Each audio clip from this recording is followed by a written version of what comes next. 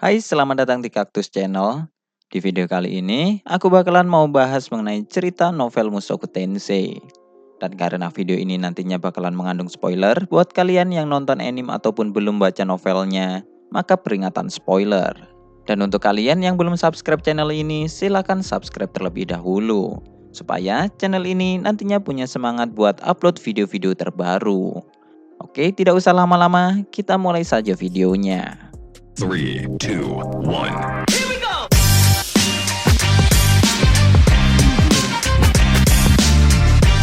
Cerita kita mulai setelah Rudius, Cliff, dan yang lainnya sudah mencapai ibu kota Milis. Bagi Rudius, ini adalah kali kedua bagi dia untuk datang ke kota ini setelah pertemuannya dengan Paul di masa lalu. Di kota ini memiliki istana putih yang seperti mengambang di atas permukaan air. Dan juga terdapat 7 menara megah yang mengelilingi kota ini. Selain itu, katedral emas dan kuil petualang berwarna perak juga turut memperindah suasana dari kota. Meskipun begitu, bagi Cliff, kota ini nampak indah hanya di bagian luarnya saja. Tetapi, jika dilihat dari bagian dalam, kota ini adalah kota terkotor di dunia. Rudius tidak membantah pendapat Cliff. Namun, bagi Rudius, ibu kota kerajaan Asura jauh lebih kotor daripada kota ini. Mengingat ada begitu banyak bangsawan busuk yang tinggal di sana. Tidak hanya menggunakan cara kotor dalam berpolitik, tetapi bangsawan Asura juga sangat suka melakukan kegiatan berlendir. Mesum-mesum. Biasanya, untuk memasuki kota, semua orang harus mengantri di gerbang terlebih dahulu.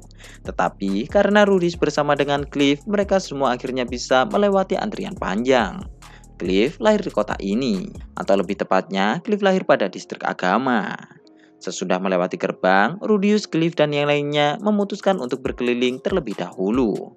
Dibandingkan Asura, kota ini memiliki banyak ras hewan dan elf yang menjadi petualang. Peringkat mereka cukuplah beragam, dimulai dari pemula hingga para veteran. Hal itu bisa terjadi mungkin karena kerajaan ini berdekatan dengan hutan agung, yang mana hal itulah yang membuat kota ini menjadi dipenuhi oleh banyak ras.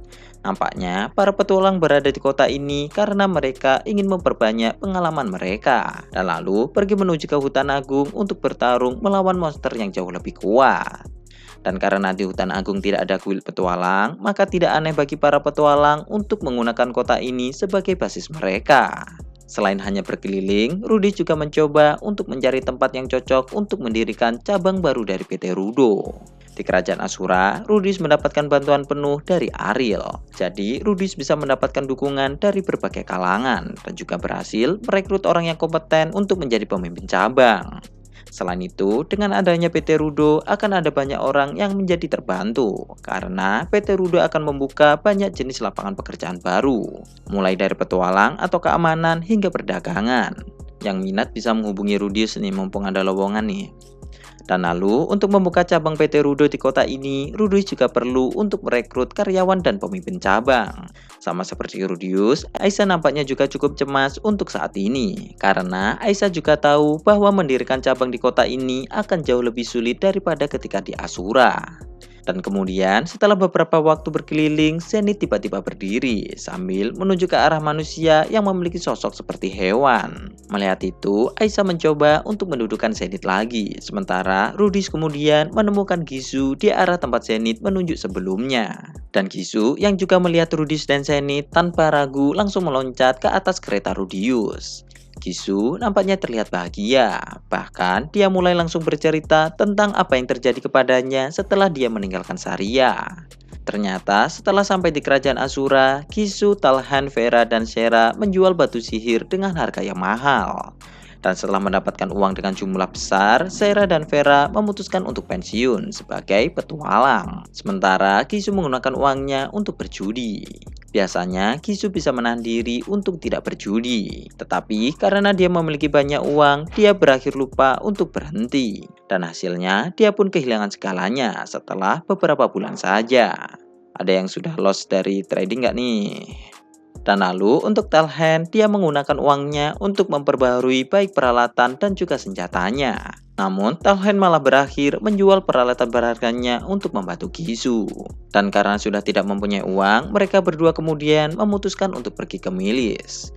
Tetapi, di saat sudah mencapai milis, Talhen ternyata malah kembali ke kampung halamannya. Sementara, Gisu yang kesal karena ditinggal sendirian masih berniat untuk menjadi petualang.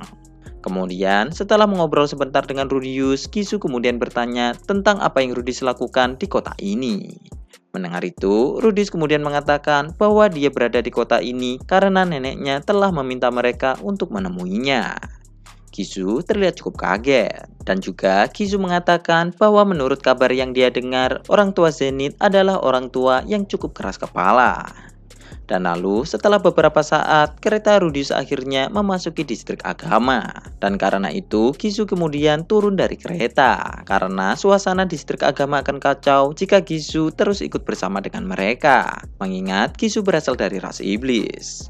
Kemudian, di saat matahari sudah terbenam, Rudius dan yang lainnya akhirnya sudah sampai di rumah Cliff. Berbeda dengan apa yang dipikirkan Rudius, rumah Cliff ternyata tidaklah terlalu mewah. Padahal kakek Cliff itu adalah seorang uskup agung. Dan karena hari sudah malam, Rudius kemudian memutuskan untuk menginap di rumah Cliff terlebih dahulu. Karena Rudius tidak yakin bahwa dia akan diterima di rumah orang tua Zenith begitu saja jika mereka datang sekarang. Tetapi ketika Rudius dan yang lainnya menurunkan barang-barang mereka, ternyata rumah Cliff sangatlah kotor. Hal itu mungkin karena kakek Cliff mengira bahwa kedatangan Cliff masihlah akan lama. Jadi mungkin karena alasan itu kakek Cliff masih belum membersihkan rumahnya. Melihat itu, Rudius kemudian menyuruh Aisyah untuk membersihkan rumah, yang mana hal itu ternyata membuat Aisyah menjadi jengkel. Dan Rudius juga merasa seolah-olah Zenith seperti menatap kesal kepadanya. Padahal wajah Zenith saat ini masihlah tanpa ekspresi seperti biasanya. Menyadari ini, Rudius tidak menyangka bahwa dia akan mendapatkan tanggapan tidak enak dari Aisyah. Padahal Aisyah biasanya akan mengatakan untuk menyerahkan masalah bersih-bersih kepadanya. Kemudian setelah diputuskan, Rudius dan yang lainnya menghabiskan sebagian malam untuk membersihkan rumah. Tidak hanya kamar, tetapi mereka juga membersihkan seisi rumah. Berkat kerjasama yang mereka lakukan, bersih-bersih itu bisa 3 kali lebih cepat daripada biasanya. Dan setelah selesai bersih-bersih, mereka kemudian memutuskan untuk makan malam sambil membahas rencana tentang apa yang akan mereka lakukan besok. Menu makan malam kali ini adalah daging kering dan sup sisa dari bekal perjalanan. Sambil makan, Rudius mengatakan bahwa besok dia akan mengunjungi kediaman keluarga Lateria. Dan ada kemungkinan Rudius, Zenith, dan Aisyah akan tinggal sebentar di sana. Meskipun keluarga Rudius tidak begitu menyukai keluarga Zenith, namun mereka masihlah keluarganya Zenith. Jadi Rudius tidak bisa pergi begitu saja. Kemudian pada malam harinya, Rudius tidur seranjang bersama dengan Zenith dan Aisyah. Tetapi karena ranjangnya terlalu sempit, Rudius dan Aisyah kemudian memutuskan untuk tidur di lantai menggunakan futon yang mereka pinjam dari Cliff. Saat berbaring bersama Rudius, Aisyah tertawa kecil sambil mengatakan apakah Sylvie mungkin akan cemburu jika mengetahui hal ini.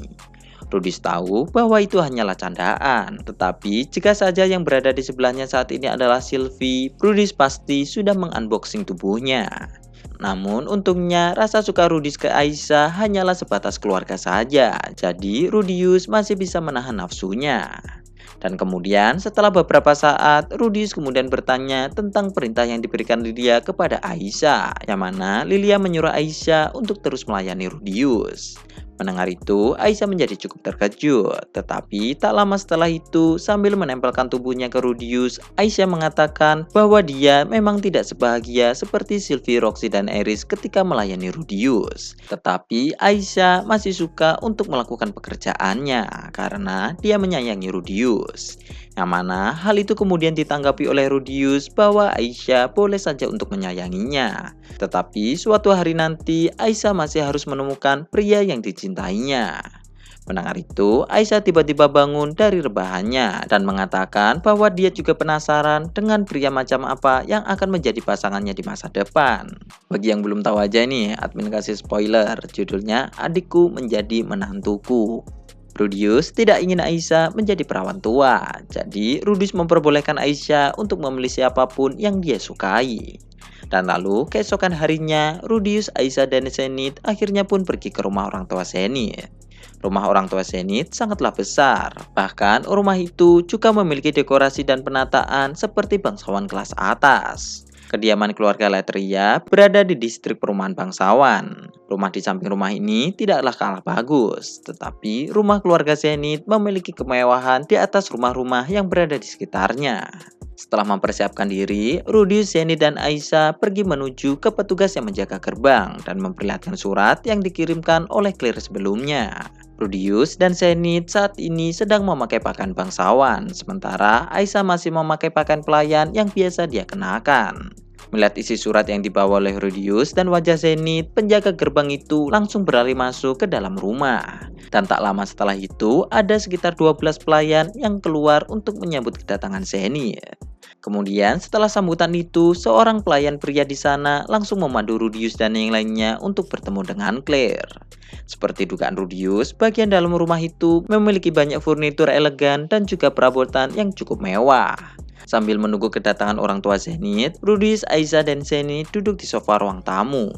Awalnya, Aisyah memilih untuk berdiri di belakang Zenith, tetapi Rudius kemudian menyuruh Aisyah untuk duduk di samping Zenith, karena meskipun Aisyah saat ini memakai pakaian pelayan, Aisyah masihlah adik Rudius. Dan lalu setelah menunggu sebentar, ada seorang wanita tua berambut pirang dan seorang pria parubaya yang memasuki ruang tamu. Melihat wanita itu, Rudius bisa tahu bahwa dialah yang merupakan ibunya Zenith. Dan Rudius langsung memberikan salam hormat sambil memperkenalkan dirinya. Tetapi ternyata wanita itu mengacuhkan Rudius dan dia langsung pergi ke arah Zenith. Meskipun diacuhkan, namun Rudius berpikir bahwa pertemuan antara Zenith dan ibunya seharusnya adalah reuni yang mengharukan. Tetapi sesaat setelah melihat Zenith, Claire ternyata langsung menyuruh pria yang berada di sebelahnya untuk memeriksa Zenith. Tak terima wajah Zenith diraba-raba oleh pria itu, Rudius kemudian bertanya tentang apa maksud semua ini. Yang mana dijawab oleh pria itu bahwa dia adalah dokter pribadi Claire. Sebenarnya dia hari ini hanya akan melakukan pemeriksaan kepada Claire. Tetapi karena putrinya tiba-tiba datang, Claire memintanya untuk memeriksa Zenith terlebih dahulu. Mendengar itu, Rudius pun akhirnya mengerti dengan situasi saat ini. Tetapi di saat Rudius ingin menjelaskan kondisi Zenith, Claire tiba-tiba membentak Aisyah karena Aisyah duduk di sofa. Dan Claire mengatakan bahwa Aisyah tidak sopan karena seorang pelayan tidak pantas untuk duduk di sofa sementara dia saat ini sedang berdiri. Mendengar itu, sambil menunduk takut dengan mata berkaca-kaca, Aisyah pun meminta maaf. Tetapi Rudius langsung mengatakan bahwa dialah yang menyuruh Aisyah untuk duduk di samping Zenith. Dan juga meskipun Aisyah memakai pakaian pelayan, dia adalah adik Rudius. Jadi tidak sepantasnya jika Aisyah diperlakukan serendah pelayan. Mendengar itu, Claire pun langsung melihat ke arah Rudius dan mengatakan bahwa di keluarga ini manusia akan dilihat berdasarkan dari pakaiannya. Pelayan harus memakai pakaian pelayan dan bangsawan harus memakai pakaian bangsawan.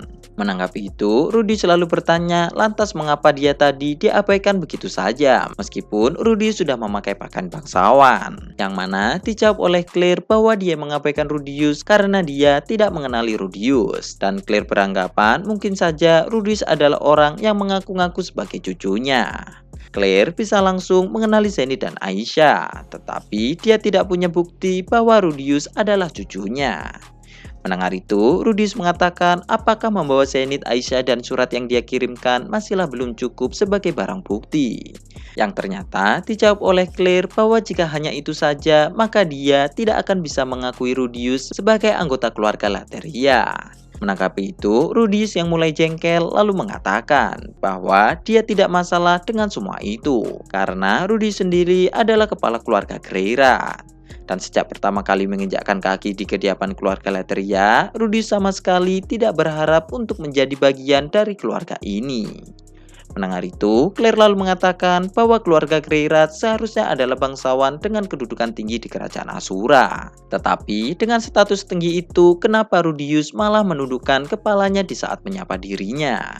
Yang kemudian dijawab oleh Rudius bahwa keluarga Greirat memang adalah bangsawan tingkat tinggi. Tetapi Rudis bukanlah keturunan langsung dari pewaris keluarga. Dan Rudius saat ini hanyalah kepala keluarga yang bekerja hanya untuk memenuhi kebutuhan keluarganya. Namun, meskipun seandainya Rudis adalah bangsawan tingkat atas, dia masih akan menundukkan kepalanya jika bertemu dengan neneknya. Selain itu, meskipun Rudis adalah bangsawan biasa, Rudis masih memiliki koneksi yang kuat dengan Raja Baru Asura. Dan juga, Rudis saat ini adalah tangan kanan dari Dewa Naga Orsted yang memiliki peringkat kedua dari 7 kekuatan dunia. Rudius sebenarnya masih memiliki sederet prestasi lainnya. Tetapi untuk membuat Clear tidak meremehkannya lagi, Rudius kemudian menunjukkan gelang yang membuktikan bahwa dia memanglah bawahan dari Dewa Naga. Awalnya, Rudius mengira bahwa akan ada penyangkalan, tetapi Clear ternyata mempercayai perkataan Rudius. Dan lalu Clear kemudian meminta maaf dan memperkenalkan dirinya sebagai Clear Lateria, yang merupakan istri dari Conkelia Lateria, yang saat ini menjabat sebagai pemimpin batalion dari Kesatria Kuil. Menanggapi itu, Rudius kemudian juga memperkenalkan dirinya sekali lagi. Dan setelah ketegangan di antara mereka mulai mereda, Rudius dan Clear kemudian duduk di sofa.